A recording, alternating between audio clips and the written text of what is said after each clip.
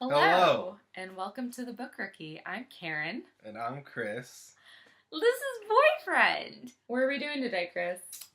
Today is Sci-Friday. So this is a new series where we're going to be talking about sci-fi and fantasy. So the nerdier side. Let's get to it. Let's dive right in.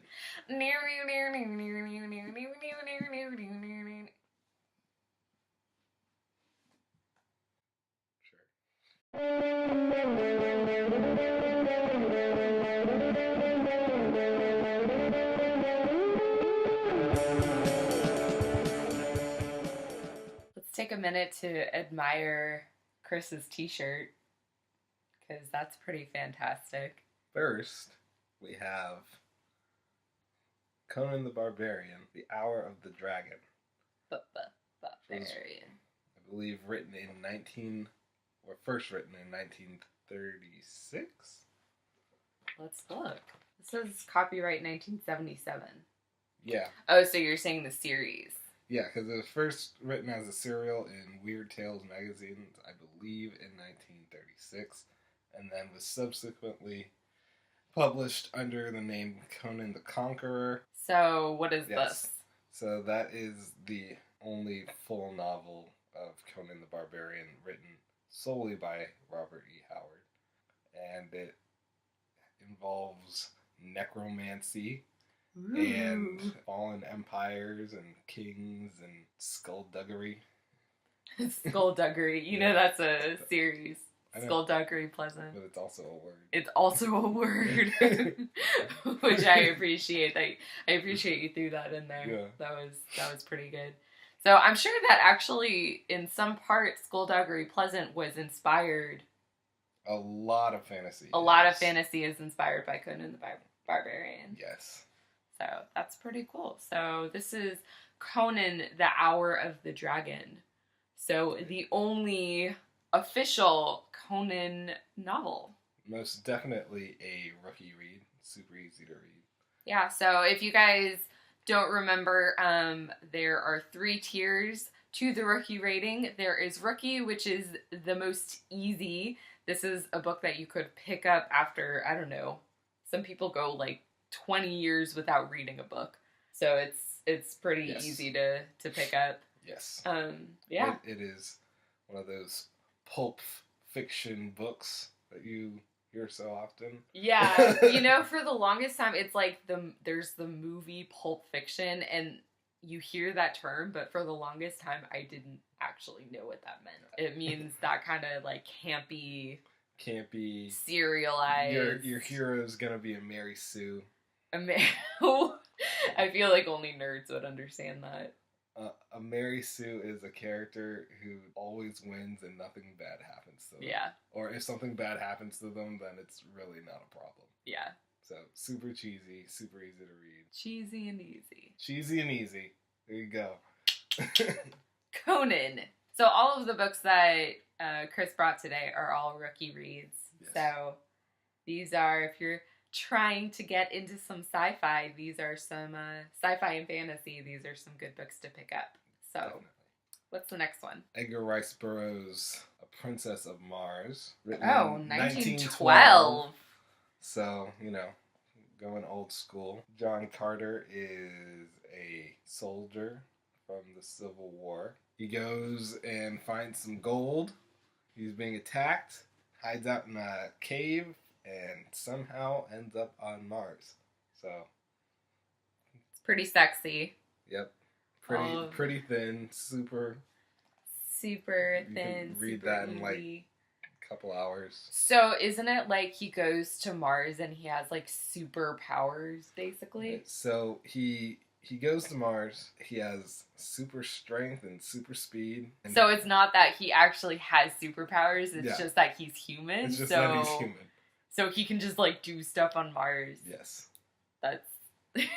Okay, so John Carter of Mars came out a few years ago, and it didn't do well. It's a terrible movie. It's a terrible movie.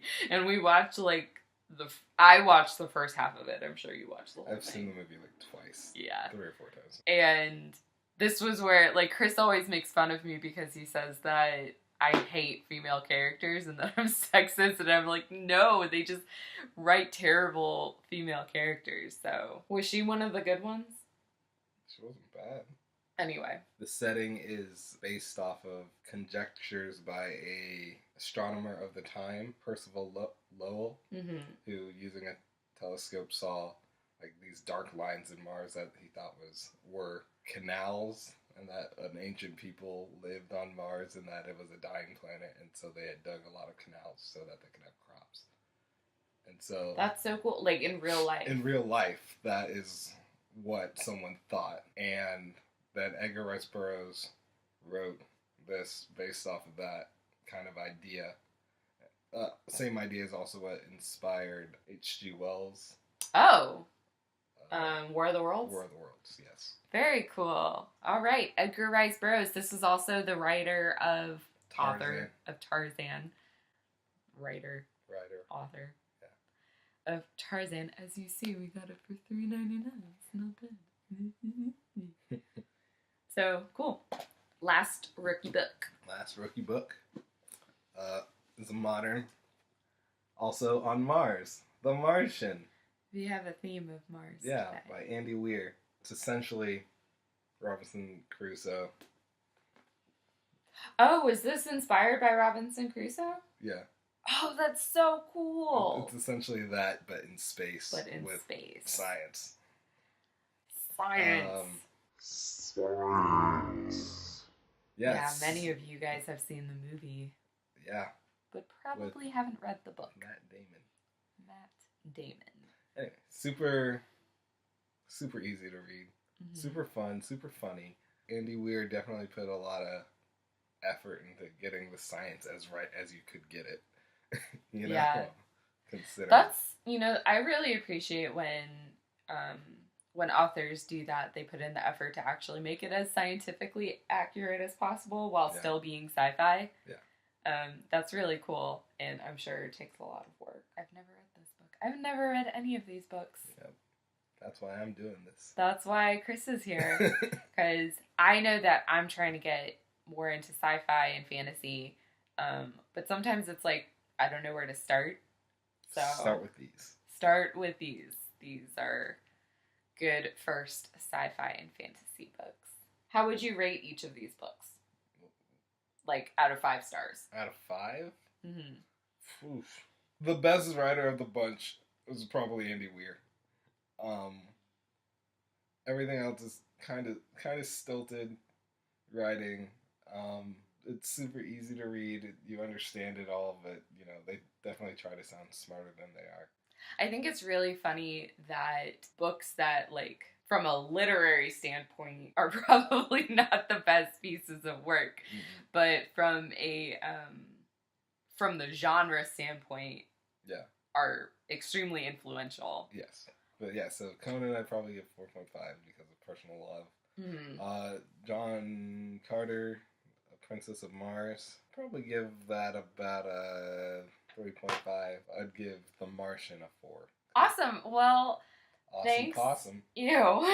Well, thanks for coming and sitting on the ground and talking with me. Nice floor. Well, that is Sci-Friday. There it is. Very cool. I want to hear more about Conan in the future. I'm looking forward to that. I can definitely do that. Yeah. So I will see you guys in the next video.